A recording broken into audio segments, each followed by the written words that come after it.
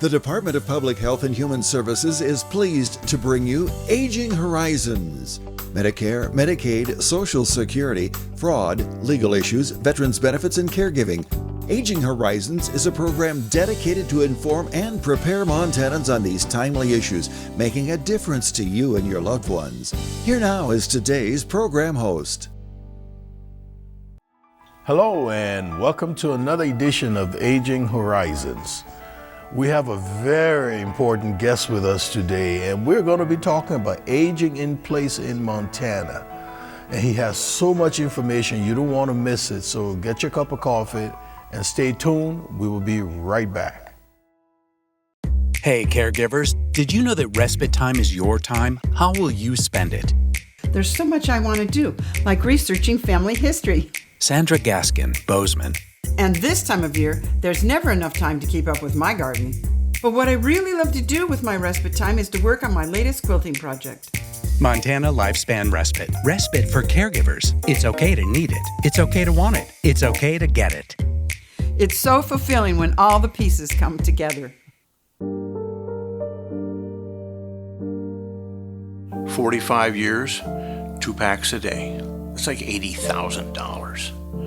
I thought I was just hurting myself until I fell asleep in a chair with a cigarette. The whole house went up. I lost it all. I knew smoking was expensive, but I never thought it would cost me everything.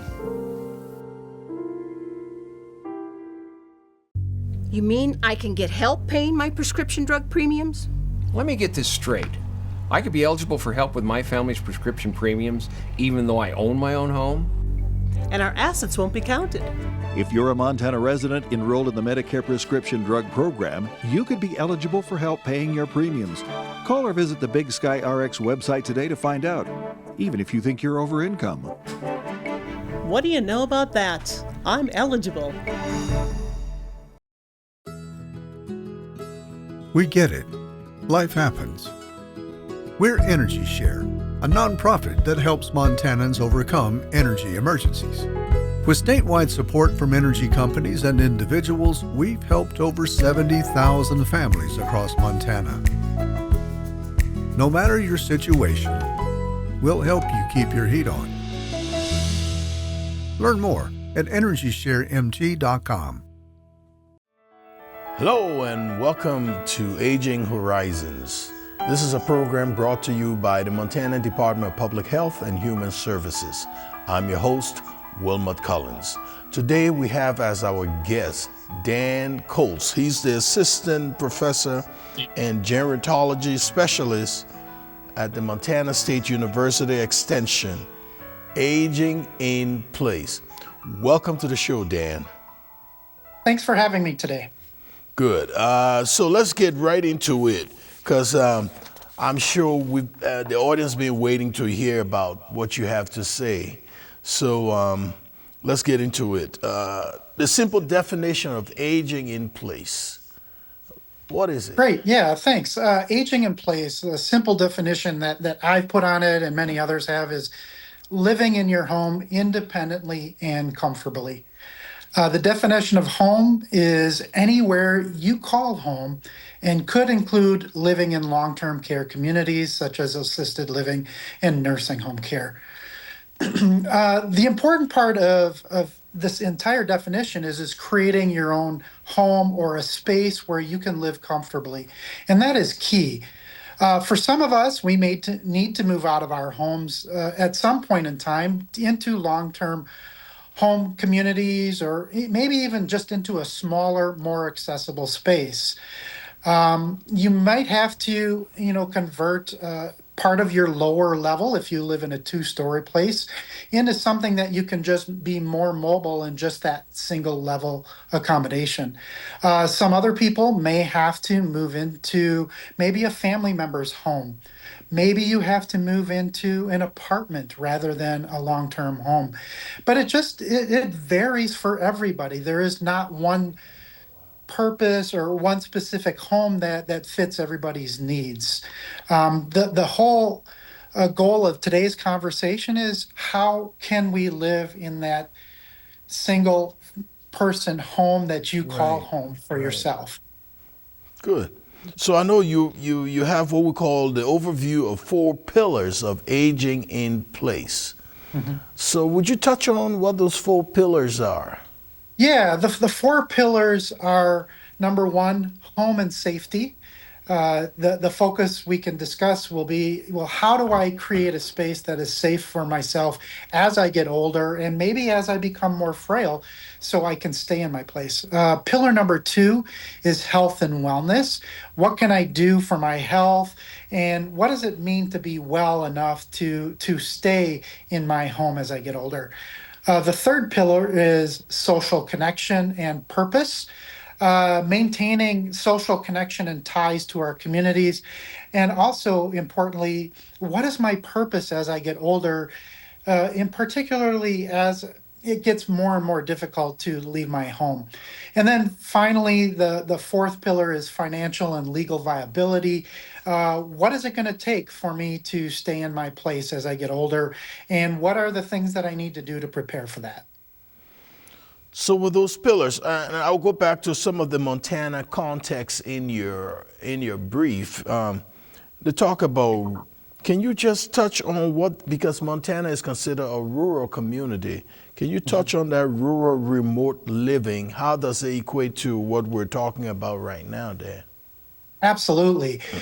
So a lot of us know that Montana is different than many other states. There's a couple other rural states that are very similar, but we're a rural frontier state. And what that means is that many of us who live in Montana live quite a distance from an urban community. Now, I use the word urban very lightly in Montana because even our urban communities are quite small in relation to other states. You bet. But what this means for us is that we do live longer distance from healthcare, from the assistive needs that we may have. That also means that we have fewer long-term care communities and facilities. Right. And we also are aware that these long-term care communities have high costs associated with them. So if we can prevent having to go to those communities and age in our own homes, we can save ourselves some money. Not in all cases a lot of money, but we can save some of those costs. But we can avoid having to get onto the long wait lists that are anticipated in the coming years. Because our population is a little bit older than the national average in this state, we have fewer beds in those long-term care communities. So that's why this topic is so critical to discuss. You bet. Many of us also, we're very unique because we live in these smaller communities. We have really strong ties to the community. We know a lot of people, and everybody knows who we are as well. And that can be beneficial as we try to age in place. We as a community can be in assistance to others, our neighbors, our friends. In many cases, our families still live in those communities. We can also, go ahead. One last thing is there is a preference among older adults to remain in their homes. 85% of us want to stay in our home rather than move. That's what we're comfortable with. Absolutely. And absolutely. Living in the community, neighbors checking on neighbors, neighbor assisting neighbors, hey, I haven't seen John Brown today. Let me check on him, That helps a lot. Hey, yes, so we will be moving on to our next segment in a few minutes.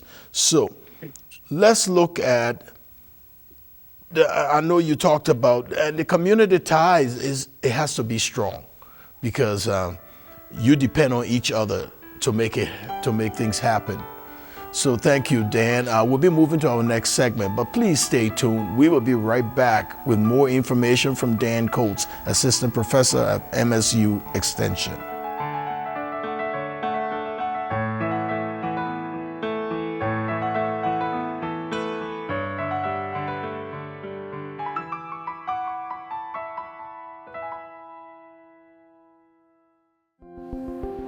Receiving help for Ella has been life-changing, and The best word for it is relief. I was the therapist, I was the aide, and I couldn't be the mom because emotionally, you're just to your wits' end. You're trying to survive.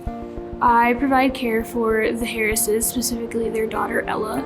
Respite care is extremely challenging, but the rewards that you receive from it are 100 times more than working with a child that doesn't have special needs. Once they get something, it's everything. It's you celebrate. You don't just enjoy those moments. You celebrate every moment that you get, that you guided them to that next step. Respite. It's okay to need it. It's okay to want it. Will you provide it? Call 800-224-6034 or visit respite.mt.gov. It went from survival to enjoying life and being able to be a mom again. Brought to you by the Montana Broadcasters and this station. You've probably seen some big-name celebrities on your TV lately talking about all the Medicare benefits you're missing out on. But the insurance companies who are paying for these ads may be pushing benefits not available in Montana. Fortunately, help is available from a friendly state health insurance assistance program counselor who can help you sort it all out. It's free, and we screen everyone for eligibility regardless of your zip code. It's Montanans helping Montanans. Call today. Elder abuse is a growing problem, and it's happening right here in our Montana communities. At least 1 in 10 older adults are victims of physical or emotional abuse, financial exploitation, or neglect. To get help or report elder abuse, call your local area agency on aging or Adult Protective Services at 1-844-277-9300. Hello, everyone, and welcome back to Aging Horizons. We've been talking to Dan Colts, Assistant Professor at MSU Extension. We're talking about aging in place. Dan, we're back. Let's get on to the second segment here. And we're talking about the 4 pillars. And now you're going to go in depth about the key points. Pillar 1, home and safety. Talk to us, Dan. Great. Yeah, home safety. This is probably one of the most critical steps in aging in place is keeping a safe home so you can prevent falls, so you can just continue living in a space that's most comfortable for you. A couple of the key points on home safety is home modifications. It's critical that you do a self-assessment or an evaluation of your home. AARP has a home health toolkit that has such a key assessment tool for you. That would be one place where you could go room by room and see what type of modifications you might need. And that might vary even as you get years away from this whole initiative for yourself. Home modifications such as grab bars in the bathroom, at the toilet area, so when you can easily get up and down from the toilet, grab bars in the shower, so that you can feel safe in there. Maybe you need to have a bench in the shower put in, or we've got portable seats that can be in there. Anything that will help you to help prevent the falls. Other things that are critical are lighting in hallways, easy on and off switches. A lot of people will move from the individual toggle switches to the press switches, so it's just easier to feel your way around and increase the lighting. Hallways, flooring, carpets, making sure that you have flat carpets. If you have hard floors and you have individual carpets in those rooms, making sure that the edges aren't curled and that they're just flat carpets, so it avoids tripping hazards. There are several with technology today, different assistive devices that can help you along the way. The biggest thing is fall prevention, mobility considerations. The other thing to consider is, can I live just on the main level of my house?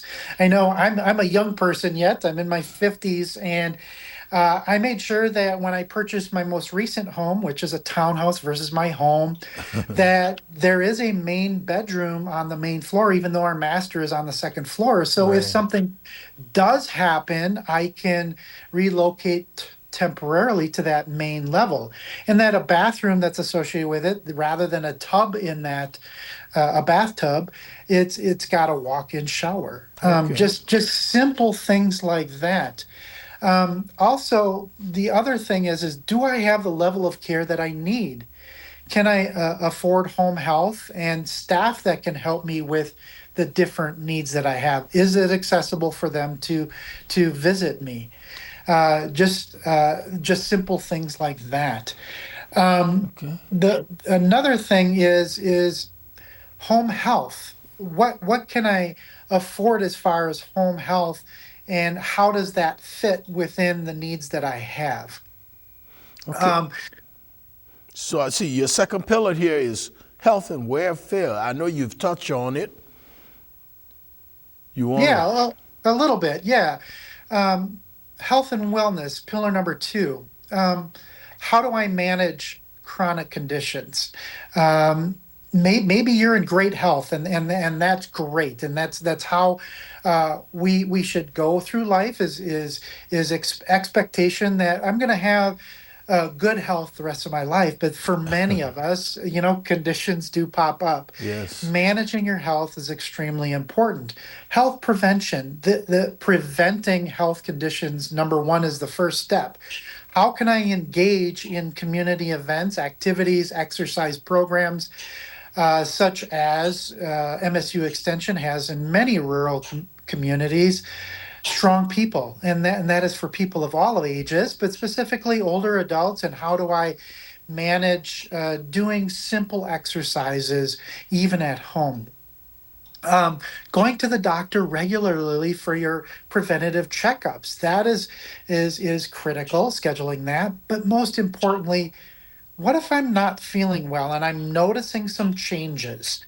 That is the time to really engage with your doctor in conversations on how to manage potential health issues that come up. Okay. Don't ignore the signs that your health is changing. You bet. When I was talking about fall prevention, while we can set up spaces in our home, it is important that we prevent falls, because falls are the number 1 reason why older adults eventually, as a result of a chronic condition, end up in a long-term care community. Yeah, so those are really, really things that you need to be on top of as we get older. Another part of health and wellness is our mental health. It's important that we focus on our emotional health. Social isolation is it's a big factor in deteriorating health, especially in rural communities.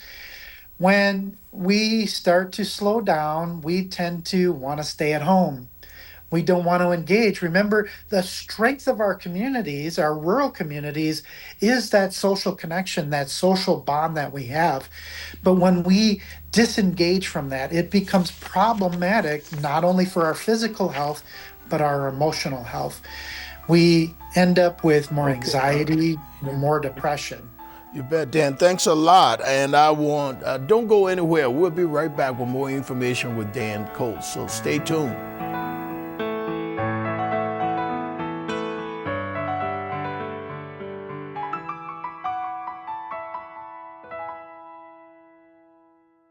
When I found out it was diabetes, my first thought was, Barb, you need help. You have to take control of this. There is help. My doctor gave me a phone number. I called and signed up with a diabetes educator. There is help. I have to put blinders on when I walk past the bakery counter. I can feel my blood sugar go up. You succeed a little at a time. If you have diabetes, help is available. You do not have to do it alone. Ask your doctor about diabetes education or visit montana211.org. Hey, caregivers, did you know that respite time is your time? How will you spend it? 20-year-old twins with special needs takes a lot of wrangling. So sometimes a trip to the grocery store without having to worry about the boys can feel like a mini vacation. Tori Allard, Billings.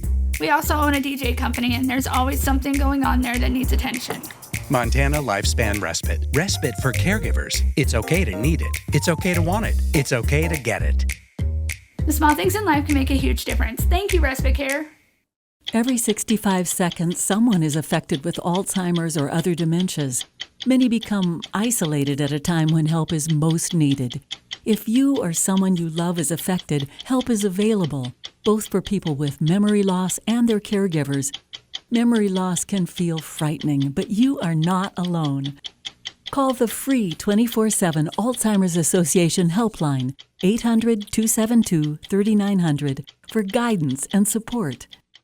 I think the most pleasant surprise when we turned 65 and signed up for Medicare Part B was finding out about our Welcome to Medicare preventive visit. It was free, and it gave us the opportunity to visit with our doctors and establish a plan for our health going forward. They reviewed our medical history, measured our height, weight, blood pressure, and counseled us on other risk factors. To learn more about Medicare's free or low-cost preventive and wellness benefits, call your local SHIP counselor at 800-551-3191. I mentioned it's free, right? Twice.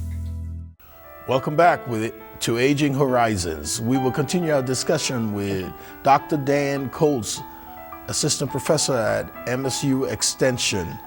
Dan, we're back. I know we've been talking about the pillars and all of that, but you have a story. Tell us your story, Dan. I do, thanks.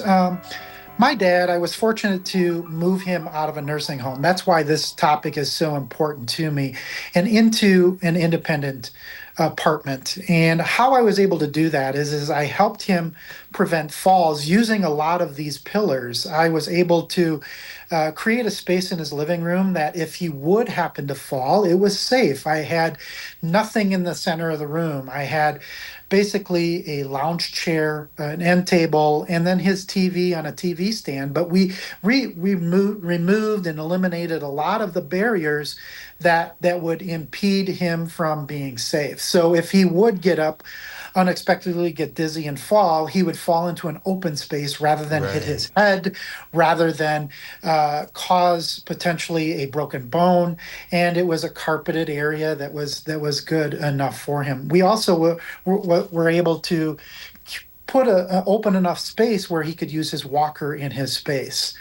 With that, though, I want to move into pillar number 3, which is that social connection and purpose. We were talking about before the break, social isolation, and that social connection is so key, which is pillar number 3. It was a great transition into why it's important to continue to engage in maybe programs that are out there that MSU Extension offers, such as memory cafes, if you have a caregiver or you're suffering from dementia, engaging in continuing on your spiritual journey and attending churches.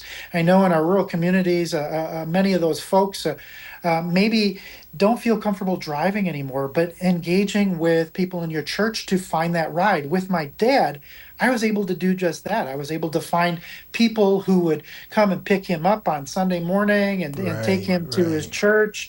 And this is a place where he could engage with other people, separate from me, separate from people in his apartment complex, and the different activities that he was able to actually participate therein. That's the benefit of him moving into an apartment building where they would get together once a month for birthday celebrations and just continue to engage with other people. That's also important for your personal well-being. But that leads us to pillar number 4, which is the financial and legal preparedness that you need to engage in. Just don't assume that you're ready for older age and maybe aging in place. You need to have conversations with your family members about who is going to do your caregiving. Can I afford home health, even if it is 1 or 2 times a day, just to be that check on you to make sure that you're safe in your place? It's important to discuss transportation. I unfortunately had to have the discussion with my dad. It would be best if you didn't drive. And that's why we were able to engage in community connections and find that transportation that he needed. Power of attorney, power of healthcare, wills, advance directive. All those things can be found on Montana State University Extension's webpage with another extension specialist, Marcia Getting, who is a specialist in estate planning. We have a ton of resources at MSU Extension to help you with that planning. Don't go thinking that you can just assume that you're going to be able to take care of yourself and keep yourself into your own space. It's not something that you can do on your own. Have conversation with family members, because while we aim to have our full capacity in memory and cognitive ability, as many as 20 to 25% of us may engage in having the difficulty of some cognitive decline, dementia as we call it. So we need to plan ahead. Don't wait. Do it now. You can do it as early as your 40s and your 50s. You can have a plan with power of attorneys, advance directives, and most importantly, who might be my caregiver from my family? Who would be willing to take me in if I need a place rather than going into a long-term care community? These are important things to consider. All four of these pillars are very important to engage in as we get older, as we want to, as 85% of us want to live in our homes. It's possible to do this. I know this because of my experience with my dad. My dad was able to, 2 years after I removed him from the nursing home, live in his own place, but I couldn't have done it by myself. Right. We had to have those conversations on planning for how is this going to go, even as his health deteriorated. And we were able to accomplish that. Now, he was fortunate because thankful to his service to our country as a Vietnam veteran, he did have many assisted services from the VA. There are many different services for veterans, particularly, but also the services of home health, the services of what our communities offer, our agencies on aging in the different communities, MSU Extension, AARP, the Alzheimer's Association. Many different organizations are available to all of us to help us age successfully in our homes. Wow, Dan, thanks so much. And I don't know how to thank you. Thanks so much for all this information. We sincerely appreciate you, Dr. Coates. And to my audience, we've come to the end of this time, and we want you to know that we are here for you. And this has been Aging Horizons, a program brought to you by the Montana Department of Public Health and Human Services. And this is Wilmot Collins signing off.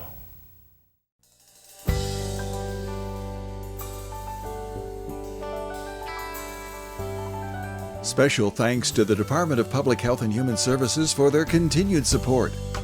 Hosts on Aging Horizons are program specialists at the Montana Office on Aging. Production facilities provided by Video Express Productions. For more information about Aging Horizons, call the Department of Public Health and Human Services toll-free at 800-332-2272.